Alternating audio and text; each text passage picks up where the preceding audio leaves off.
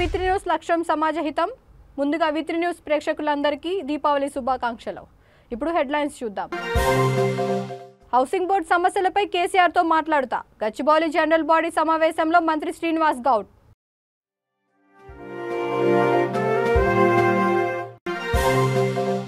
వైద్యాధికారిని బురిడి కొట్టించిన cyber నేరగాళ్లు. Fake నెంబర్తో వాట్సాప్తో 1.4 లక్షలకు టోకరా.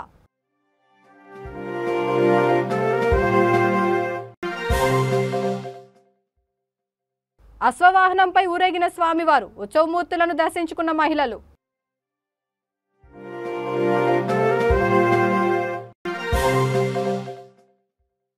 ఎనిమిదేళ్లుగా కేసీఆర్ సీఎంగా చేసింది శూన్యం. ప్రజా ప్రస్థాన యాత్రలో వైఎస్ షర్మిల విమర్శలు. ఇక డీటెయిల్స్ చూస్తే భాగ్యనగర్ టీఎన్జీఓ గచ్చిబౌలిలో కోఆపరేటివ్ హౌసింగ్ సొసైటీ ఆధ్వర్యంలో హైదరాబాద్లో జనరల్ బాడీ సమావేశం నిర్వహించారు. ఈ కార్యక్రమానికి ముఖ్య అతిథిగా మంత్రి శ్రీనివాస్ గౌడ్ హాజరయ్యారు. ఈ సందర్భంగా వారు మాట్లాడుతూ హౌసింగ్ బోర్డులో ఉన్న సమస్యలపై కేసీఆర్తో మాట్లాడి త్వరలో పరిష్కరిస్తానని తెలిపారు. కోర్టు నుండి కాంపౌండ్ వాల్ కట్టుకునే పర్మిషన్ వచ్చిందని, త్వరలోనే ఇంటి నిర్మాణాలకు ఏర్పాటు చేస్తానని ఆయన హామీ ఇచ్చారు. కోర్టు నుంచి పర్మిషన్ వస్తుందని చెప్పడం జరిగింది. ఏది ఏమైనా ఉద్యోగుల జేఏసీ నుంచి భవిష్యత్తులో ప్రధానమైనటువంటి ఈ అంశాన్ని పరిశీలించడానికి దృష్టి పెట్టాలి. నా వంతు సహాయ సహకారాలు కూడా మీరు ఇస్తారని చెప్పండి. మరి నాకు చోటుపల్లి నుంచి రావడం జరిగింది. మళ్ళీ ఇప్పుడు సభవతి పోవాలి అన్న, మీరు రాకపోతే ఎవరు రాలేదని ఆందోళన పడతారు. కంపల్సరీ మీరు వచ్చి మొన్న మాట్లాడినది మేము అడుగుతున్నాను ఒక మాట చెప్పాలన్నా, మేము మళ్ళీ ఆవేదన అని చెప్పి ఒకరోజు సత్యనారాయణ వల్ల అది ఫంక్షన్ అయితే పోయినాం. పోతే ఆ రోజు కళ్ళకి నీళ్ళు తెచ్చుకొని ఏడ్చిండు.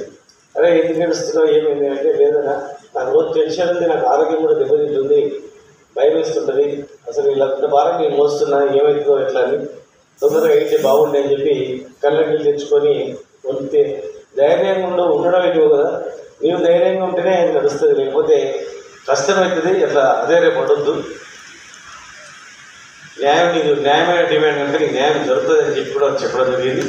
మళ్ళీ ఎలక్షన్ తర్వాత ఖచ్చితంగా ప్రభుత్వం దృష్టికి తీసుకొచ్చి నా వంతు సహాయ సహకారాలు అవి కావడానికి ప్రయత్నం చేస్తానని చెప్పి మీ అందరూ కూడా తెలియజేస్తూ, మరి ఎప్పుడు గవర్నమెంట్లో మేము వెళ్తున్నాము వీళ్ళు వస్తుందంటే మా దగ్గరికి వాళ్ళు ఎంబడి ఉరికి రావడం, ముఖ్యమంత్రి గారి దగ్గరికి వెళ్తున్నప్పుడు కూడా రావడం, కేటీఆర్ గారికి వెళ్తున్నామన్నా కూడా రాజేందర్ గారు వస్తుందని చెప్తేనే ఆయన వెనుకల్నే మనం రావడం.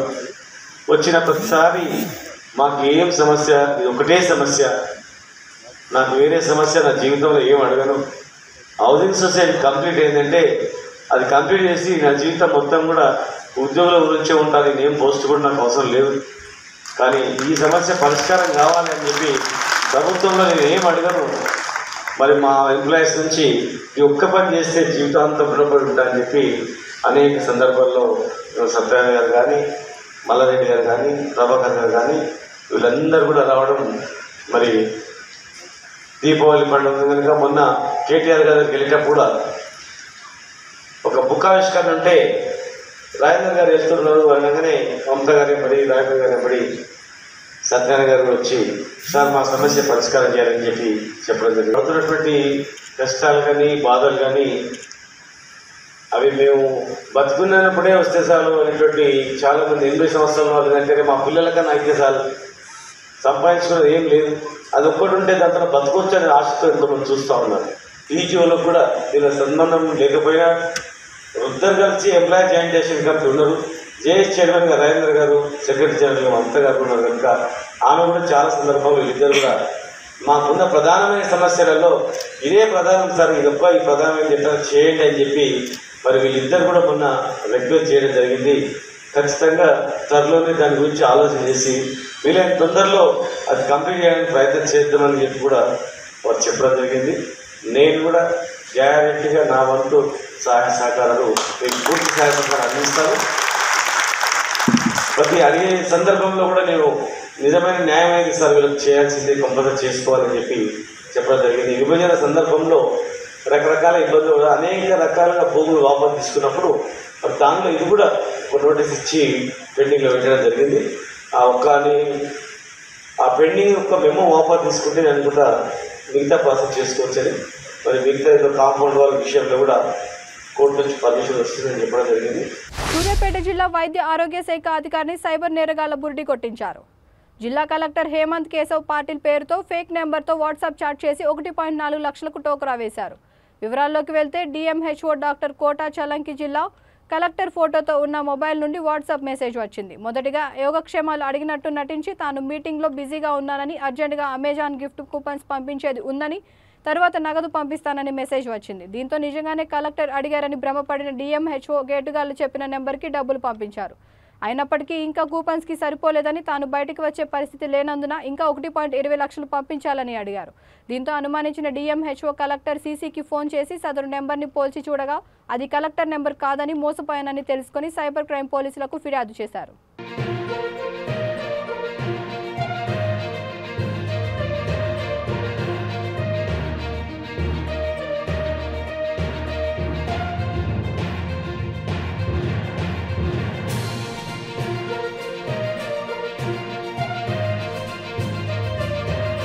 రాజన్న సిరిసిల్ల జిల్లా ముస్తాబాద్ మండల కేంద్రంలో అతి పురాతనమైన శివకేశవ ఆలయంలో అశ్వవాహనంపై శ్రీ పద్మావతి సమేత లక్ష్మీ వెంకటేశ్వర స్వామి నంది వాహనంపై గంగా సమేత పార్వతీ పరమేశ్వర్లను ఊరేగించారు. మహిళలు అధిక సంఖ్యలో పాల్గొని మంగళహారతులు ఇచ్చి స్వామికి మొక్కులు చెల్లించారు. ఈ సందర్భంగా ఆలయ కమిటీ చైర్మన్ దేవయ్య మాట్లాడుతూ ఏటా దీపావళి పర్వదినాన్ని పురస్కరించుకొని ఆలయంలో ఉత్సవమూర్తులను పురవీధుల గుండా ఊరేగిస్తామని తెలిపారు.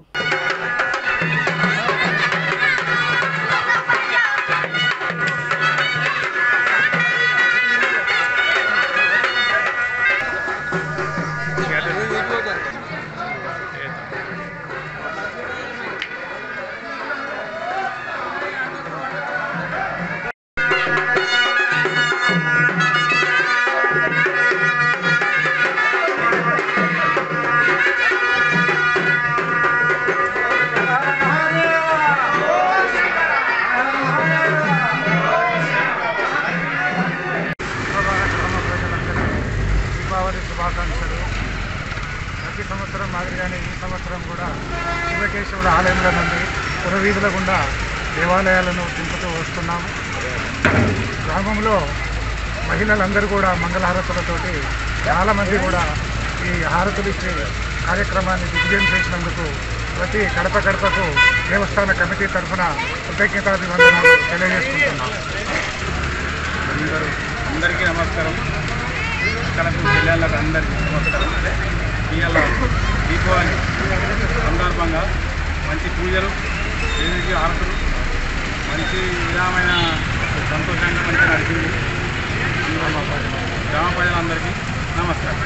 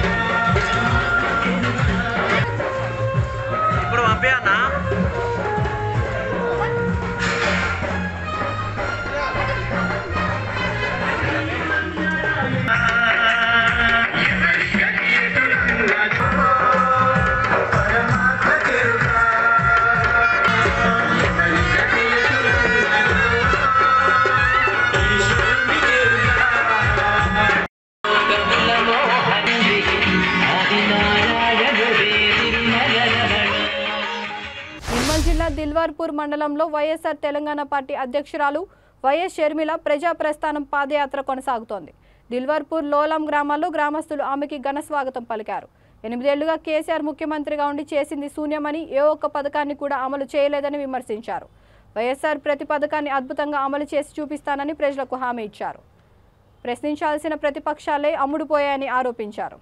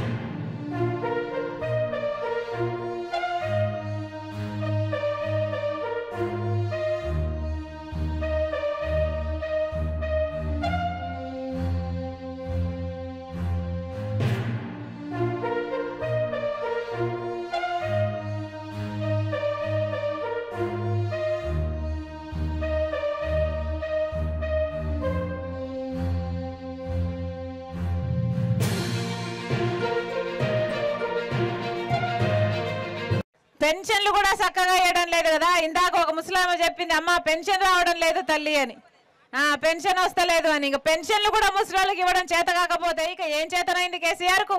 రైతులను ఆదుకోవడం చేతనైందా? ఉద్యోగాలను ఇవ్వడం చేతనైందా? ఇల్లులు కట్టడం చేతనైందా? ఏం చేతనైంది మరి కేసీఆర్కు? ఎందుకు ఓట్లు వేయాలి కేసీఆర్కు? ఉత్తి మాటలు చెప్పినందుక? ఒక్క మాట కూడా నిలబెట్టుకోనందుక ఎందుకు వేయాలి కేసీఆర్కు ఓట్లు? అసలు కాంగ్రెస్ బీజేపీ పార్టీలు ఉన్నాయి కానీ, పేరుకున్నాయి కానీ, ఒక్క రోజైనా కేసీఆర్ గారితో కొట్లన్నాయా? ఎందుకు ఒక్క మాట అయినా నిలబెట్టుకోలేదు అని అడిగినారా? ఎందుకు నోటిఫికేషన్లు లేవు అని కాంగ్రెస్ బీజేపీ పార్టీలు అడిగినాయా? మరి అంతా ఒకే తాను ముక్కలే కదా. అందరూ వాళ్ళ రాజకీయాలే చేసుకున్నారు, అందరూ వాళ్ళ స్వార్థం కోసమే పనిచేశారు కదా. ప్రజల కోసం నిలబడింది ఎవరు? ఈరోజు రాజశేఖర రెడ్డి బిడ్డ రాజశేఖర రెడ్డి గారి పేరు మీద వైఎస్ఆర్ తెలంగాణ పార్టీ అని పేరు పెట్టి ఒక పార్టీ పెట్టింది అంటే ఎందుకు పెట్టింది? ఎందుకంటే ఈరోజు అసలు తెలంగాణలో మాట మీద నిలబడే నాయకుడే లేకుండా పోయాడు కాబట్టి. ఎందుకంటే ఈరోజు తెలంగాణలో అసలు ప్రజల కోసం నిలబడి కొట్లాడే పార్టీయే లేకుండా పోయింది కాబట్టి. ఎందుకంటే ఈరోజు తెలంగాణలో అసలు రాజశేఖర రెడ్డి గారి సంక్షేమ పాలన ఎక్కడా కనిపించకుండా గల్లంతైపోయింది కాబట్టి రాజశేఖర రెడ్డి బిడ్డ రాజశేఖర రెడ్డి గారి పేరు మీద మళ్ళీ ఆ సంక్షేమ పాలన తేవడం కోసం రాజశేఖర రెడ్డి బిడ్డ వైఎస్ఆర్ తెలంగాణ పార్టీని పెట్టింది. రాజశేఖర రెడ్డి బిడ్డను నేను పులి గడుపున పులే పుడుతుంది. మీరు ఆశీర్వదించండి. నా గుండెలో నిజాయితీ ఉంది, మీకు సేవ చేయాలి అన్న తపన ఉంది. మళ్ళీ ఆ రాజశేఖర రెడ్డి గారి సంక్షేమ పాలన మీ చేతుల్లో పెడతానని రాజశేఖర రెడ్డి బిడ్డ మీకు మాటిస్తుంది. ప్రతి వర్గాన్ని ఆదరిస్తామని రాజశేఖర రెడ్డి బిడ్డ మీకు మాటిస్తుంది. ఇల్లు లేని ప్రతి వారికి ఒక ఇల్లు ఉండాలి. పెన్షన్లు ముసలోళ్ళకి భార్యకుంటే భర్తకు లేదు, భర్తకుంటే భార్యకు లేదు, అలా ఉండడానికి వీల్లేదు. ప్రతి ఒక్కరికి 3000 రూపాయలైనా పెన్షన్ ఉండాలి. మన బిడ్డలు మళ్ళీ పెద్ద పెద్ద చదువులు చదువుకోవడానికి ఫీజు రీయింబర్స్మెంట్ ఉండాలి. పేదవాడు కార్పొరేట్ ఆసుపత్రికి వైద్యం చేయించుకోగలే ఆరోగ్యశ్రీ ఉండాలి. ఇలా ప్రతి ఒక్కరి పేదవాళ్ళ కోసం రూపొందించిన ప్రతి పథకాన్ని మళ్ళీ రాజశేఖర రెడ్డి బిడ్డ బ్రహ్మాండంగా అమలు చేస్తుంది. మీరు ఆశీర్వదించండి. మళ్ళీ రాజశేఖర రెడ్డి గారి సంక్షేమ పాలన మీ ఇంటికి చేరుస్తానని రాజశేఖర రెడ్డి బిడ్డ మీకు మాటిస్తుంది. రైతన్నల సంక్షేమ సమితి లోగో ఆవిష్కరణను విద్యానగర్ బీసీ భవన్లో రాజ్యసభ సభ్యుడు ఆర్ కృష్ణయ్య ప్రారంభించారు. ఈ సందర్భంగా రైతు సంక్షేమ సమితి రాష్ట్ర అధ్యక్షుడు చిన్నపాగ రాములు మాట్లాడుతూ రాష్ట్ర ప్రభుత్వం రైతులకు మొండి చేయి చూపించిందని, దీంతో రైతులకు న్యాయం చేయాలనే తపనతో రైతు సంక్షేమ సమితి నిర్వహించినట్లు తెలిపారు. అనంతరం ఆర్ కృష్ణయ్య మాట్లాడుతూ దేశంలో అన్నం పెట్టే రైతులకు నేడు రాష్ట్ర ప్రభుత్వం సున్నం పెడుతోందని ధ్వజమెత్తారు. రైతులకు ఎరువుల రేటును పెంచి మద్దతు ఇవ్వకపోవడంతో రైతులు అప్పులు తీరడం లేదన్నారు.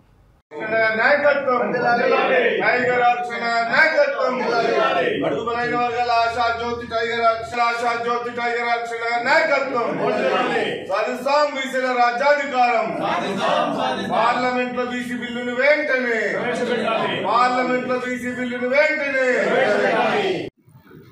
రైతన్నల సంక్షేమ సమితి లోగో ఆవిష్కరణ అన్న చేతుల మీదుగా చేయడం జరిగింది.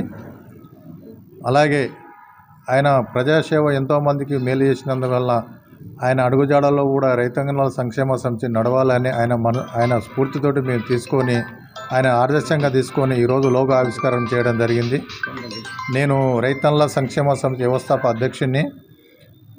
ఆ రైతుల కోసం రైతులు చాలా ఇబ్బందుల్లో పడుతున్న సమయంలో ఆలోచన వచ్చి, నేను కూడా రైతు బిడ్డనే కనుక రైతులకు ప్రభుత్వాలు కూడా కొన్ని న్యాయం చేయలేకపోతున్నాయి కనుక ఈ రైతులకు ఎలాగైనా న్యాయం చేయాలని, రైతులను ఆదుకోవాలని, రైతు పక్షాన నిలబడాలని ఈ యొక్క రైతన్నల సంక్షేమ సమితి ఆవిష్కరణ చేయడం జరిగింది అన్న చేతుల మీదుగా.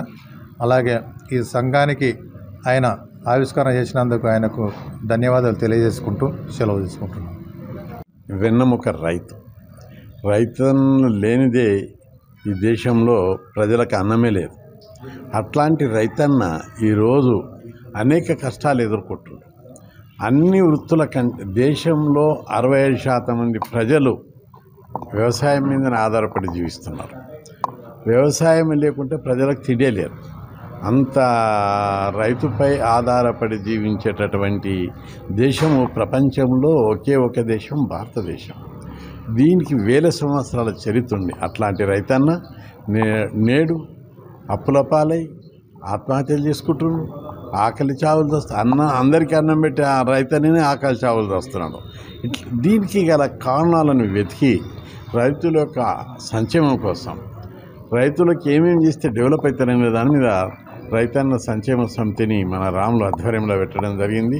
తప్పనిసరి ఆయన మంచి సమర్థుడు, అంకితభావం ఉన్నటువంటి నాయకుడు. రైతులకు ఈరోజు చాలామంది రైతులకు గిట్టుబాటు ధరలు లభించడం లేవు. చెరుకు రైతులకు, వరి రైతులకు, పత్తి రైతులకు గిట్టుబాటు ధరలు లభించక పెట్టిన పెట్టుబడి కూడా వెళ్ళడం లేదు.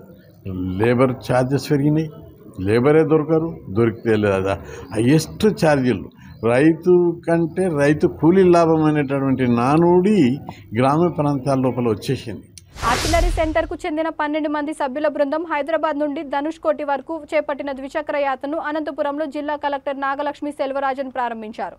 హైదరాబాద్ ఆర్టిలరీ సెంటర్ నవంబర్లో 2022 తన 60 ఏండ్ల వేడుకలను జరుపుకుంటోంది. ఈ నేపథ్యంలో భారత ఆర్మీ జవాన్లు వారిపై ఆధారపడిన వారి సేవలను స్మరించుకోవడానికి ఆర్టిలరీ సెంటర్ హైదరాబాద్ నుండి ధనుష్కోటి వరకు 3000 కిలోమీటర్ల మేర మోటార్ సైకిల్ యాత్రను నిర్వహిస్తోంది. అనంతపురం చేరుకున్న ఈ బృందం బెంగళూరులో దివంగత మేజర్ సందీప్ ఉన్నికృష్ణన్ కుటుంబాన్ని కలవనుంది. మెట్టుపల్లి పట్టణంలోని జేసీబీ ట్రాక్టర్ యూనియన్ తరపున దీపావళి సందర్భంగా ప్రజలు వెంకట్రావుపేట నుండి బైక్, ట్రాక్టర్, జేసీబీలతో పెద్ద ఎత్తున ర్యాలీ నిర్వహించారు. ప్రజలకు అందుబాటులో ఉండే విధంగా సేవలు కొనసాగిస్తామని తెలిపారు. పూర్వం ఎడ్ల బండ్లను ముస్తాబు చేసి ఊరంతా ఊరేగిస్తూ దీపావళి పండుగను జరుపుకునేవారు. ఇప్పుడు ట్రాక్టర్లతో ఊరంతా ర్యాలీగా వెళ్తున్నారు. ఈ కార్యక్రమంలో ట్రాక్టర్ యూనియన్ అధ్యక్షుడు పూదరి నర్సాగౌడ్, ఉపాధ్యక్షులు ధర్మయ్య, ఆకుల నరేష్, గజరాజారెడ్డి, కోశాధికారి వెంకటేష్, రైటర్ పిట్ల సాయి కుమార్, పల్లెపు భీమయ్య, తిరుపతి రెడ్డి, ఎల్లయ్య, ఎల్లేశం, సురేష్, నారాయణ, నరసింహులు తదితరులు పాల్గొన్నారు.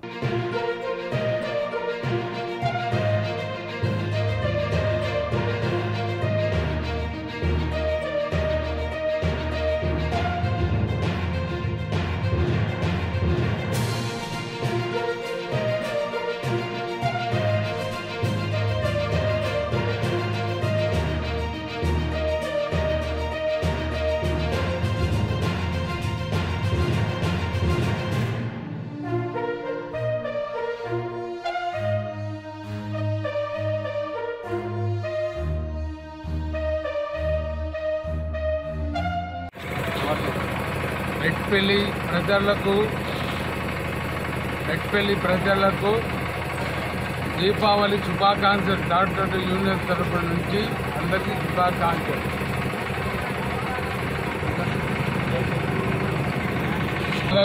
మెట్పల్లి పట్టణ ప్రజలకు దీపావళి శుభాకాంక్షలు. అంతే కదా, శుభాకాంక్షలు ఎప్పుడు ఉండేది, ఎల్లకాలం ఉండాలని దేవుడు ప్రార్థన.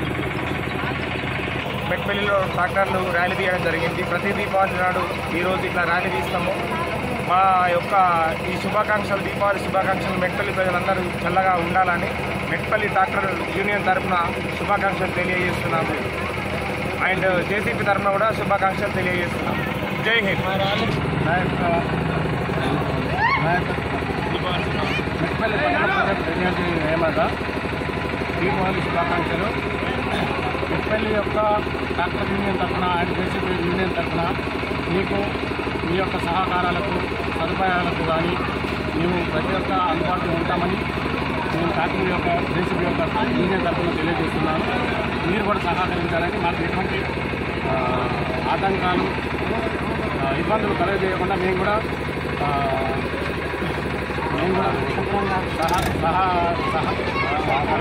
సహకరిస్తామని, మీరు కూడా సహకరించాలని కోరుకుంటున్నాము. మెట్పల్లి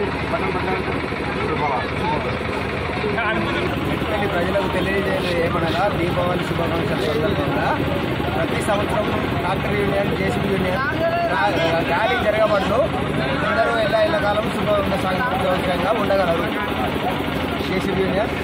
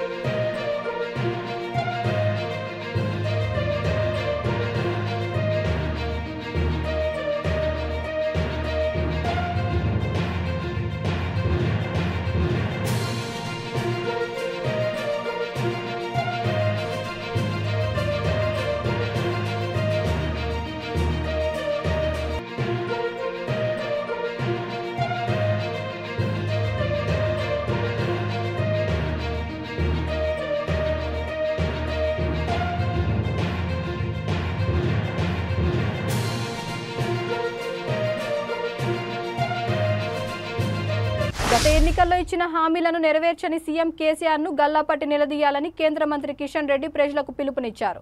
మునుగోడు ఉప ఎన్నిక ప్రచారంలో ఆయన మాట్లాడుతూ పొరపాటున టీఆర్ఎస్ గెలిస్తే ఇచ్చిన హామీలు నెరవేర్చకపోగా ఓట్లేశానని కేసీఆర్ అహంకారం తలకెక్కే ప్రమాదం ఉందని వ్యాఖ్యానించారు. టీఆర్ఎస్ అభ్యర్థిని చూస్తేనే మునుగోడు జనం భయపడుతున్నారని ఎద్దేవా చేశారు. తెలంగాణలో పేదల రాజ్యం రావాలంటే మునుగోడులో బీజేపీ తప్పక గెలవాల్సిందేనని అన్నారు. డబ్బులతో ఓట్లు కొనుక్కోవాలనుకునే అధికార పార్టీకి బుద్ధి చెప్పాలని ప్రజలను కోరారు. తెలంగాణ రైతులు అప్పులు పాలై చేస్తుంటే ఆదుకోకుండా ఇక్కడ ప్రజల సొమ్మును పంజాబ్లో పంచుతున్న మూర్ఖుడు కేసీఆర్ అని ధ్వజమెత్తారు. ఆర్యవైశ్యులకు మేలు చేసిన ఘనత ఏపీ సీఎం ముఖ్యమంత్రి జగన్మోహన్ రెడ్డిదేనని మాజీ మంత్రి వెల్లంపల్లి శ్రీనివాసరావు అన్నారు. పల్నాడు జిల్లా చిలుకలూరుపేట శ్రీ వెంకటేశ్వర స్వామి ఆర్యవైశ్య కళ్యాణ మండపంలో జరిగిన ఆర్యవైశ్య సంఘం ప్రమాణ స్వీకార కార్యక్రమం జరిగింది. ముఖ్య అతిథులుగా వెల్లంపల్లి శ్రీనివాసరావు, రాష్ట్ర సమాచార హక్కు చట్టం చీఫ్ కమిషనర్ రేపాల శ్రీనివాసరావు హాజరయ్యారు.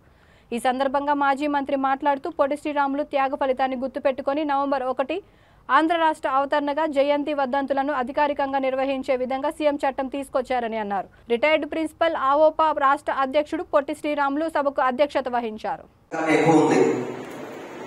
ఎందుకంటే మనం వ్యాపారం చేసుకుంటాము, అదేవిధంగా మన దగ్గర వచ్చిన దాంట్లోనే మనం జీవిస్తూ మరికొంతమందికి జీవించే విధానం కానివ్వండి, అదేవిధంగా మనకు వచ్చిన దాంట్లోనే వాసవి మాత ఆమె యొక్క ఆశీస్సులతో చక్కటి సేవా కార్యక్రమాలు ప్రపంచవ్యాప్తంగా కావచ్చు, దేశవ్యాప్తంగా కూడా ఎక్కడ దేవాలయం ఉన్నా కానీ మనకి పక్కన ఆర్యవైశ్య సత్రం ఉంటుంది, ఆర్యవైశ్య రూములు ఉంటాయి. దాంట్లో అది మారుమూల ప్రాంతమైన కావచ్చు, పెద్ద మహానగరమైన కావచ్చు.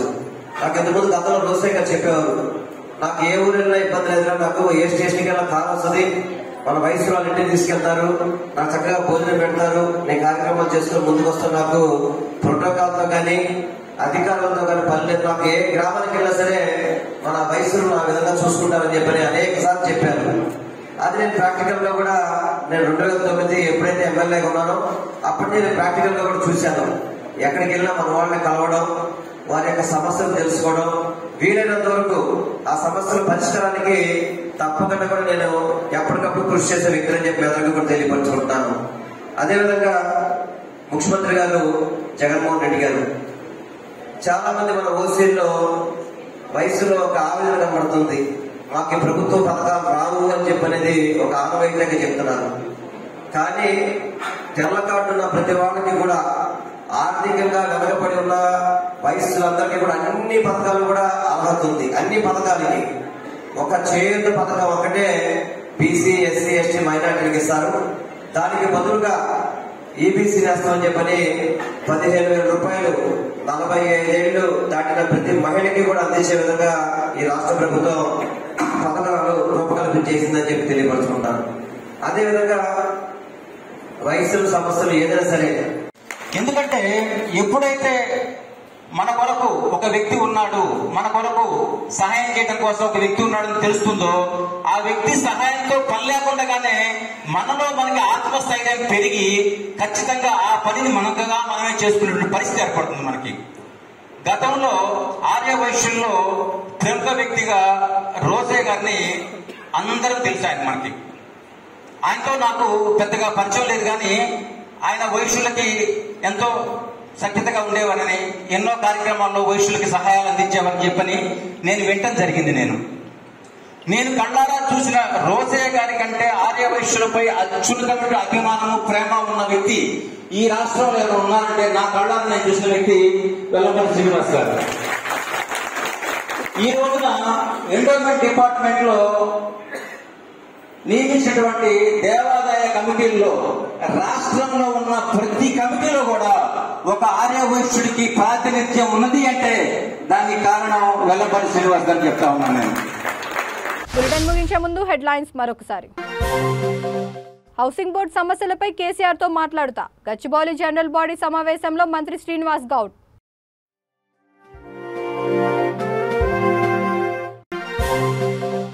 వైద్యాధికారిని బురిడీ కొట్టించిన సైబర్ నేరగాళ్లు, ఫేక్ నెంబర్తో వాట్సాప్తో 1.4 లక్షలకు టోకరా.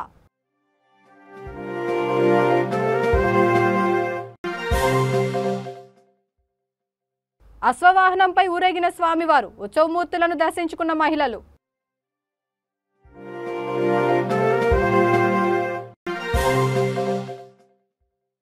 8 ఏళ్లుగా కేసీఆర్ సీఎంగా చేసింది శూన్యం. ప్రజా ప్రస్థాన యాత్రలో వైఎస్ షర్మిల విమర్శలు. ఈ బులెటిన్ ఇంతటితో సమాప్తం. మరొక బులెటిన్తో మళ్ళీ కలుద్దాం. అంతవరకు చూస్తూనే ఉండండి V3 న్యూస్. లక్ష్యం సమాజహితం.